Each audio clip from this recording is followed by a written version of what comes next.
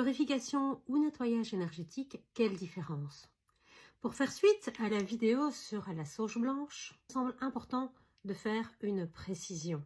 Lorsque j'emploie le mot purification, je l'emploie dans le cadre d'endégagement par exemple, ou du retrait d'énergie négative d'une intensité déjà assez élevée.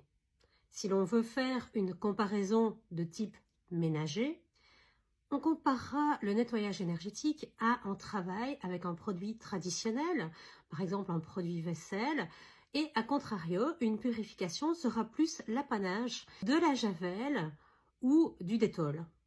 Si vous utilisez du Dettol, ce produit est réputé pour enlever absolument toutes les bactéries. C'est le même principe, la purification va enlever toutes les énergies, bonnes ou moins bonnes. Il faudra donc en remettre.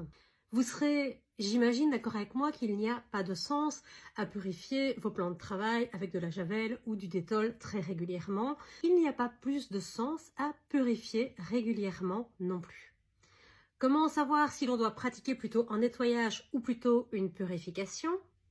Avant de répondre à cette question, je vous rappelle que si vous aimez cette vidéo, pensez à laisser un petit like. N'hésitez pas à poser vos questions en commentaire. Première chose à faire donc, c'est de cerner l'énergie que l'on souhaite faire partir. On peut travailler sur un taux vibratoire, sur une énergie qui peut être ou trop lente ou trop rapide, sur une charge, quelle que soit l'intensité, sur une entité également. Et la dernière variable, finalement, est de savoir travaille-t-on sur un lieu, sur un objet ou sur une personne.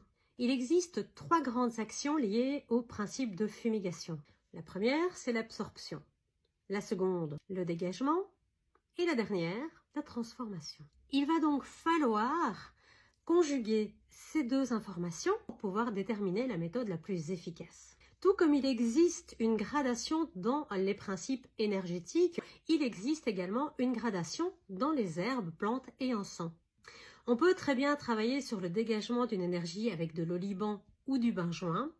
Nous passerons cependant en cas de nécessité et de charge fortement imprégnée à des principes plutôt comme le camphre, le soufre ou encore, dans les cas plus extrêmes, à l'asafoetida. Je prendrai en exemple celui d'un cabinet de thérapeute qui souhaiterait nettoyer, enlever les énergies du client qu'il vient de recevoir avant de recevoir le suivant. Il est bien entendu que nous ne procéderons pas à une purification, nous ne souhaitons pas enlever toutes les énergies, mais nous souhaitons enlever les petits résidus, les petites négativités que le client sortant aurait laissées. Dans ce cas-là, effectivement, je vous dirais que les produits de type Palo Santo sont idéaux. Le Palo Santo a un petit principe purifiant, mais qui doit être utilisé sur un très long terme pour pouvoir être considéré comme purificateur, mais il attire de bonnes énergies. Il peut donc être idéal dans ce contexte. Dans le cadre d'un cabinet de thérapie, il existe également une autre alternative intéressante, c'est l'utilisation d'eau de Floride.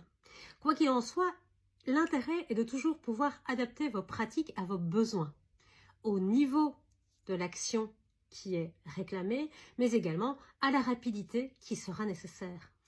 N'hésitez pas à poser vos questions en commentaire et je vous souhaite d'excellentes fêtes.